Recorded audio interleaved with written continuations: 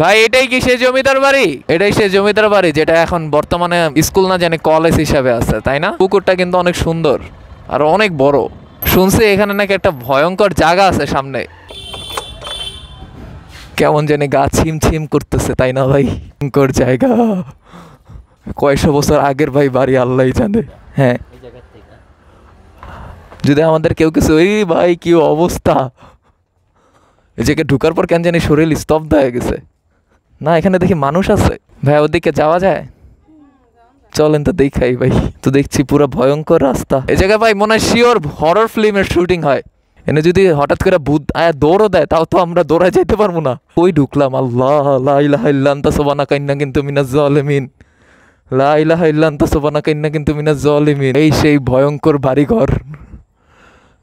জানি না ক্যামেরা দেখা যাইতেছে কিনা, কিন্তু আমার নিজ চোখে দেখেই ভয় লাগতেছে।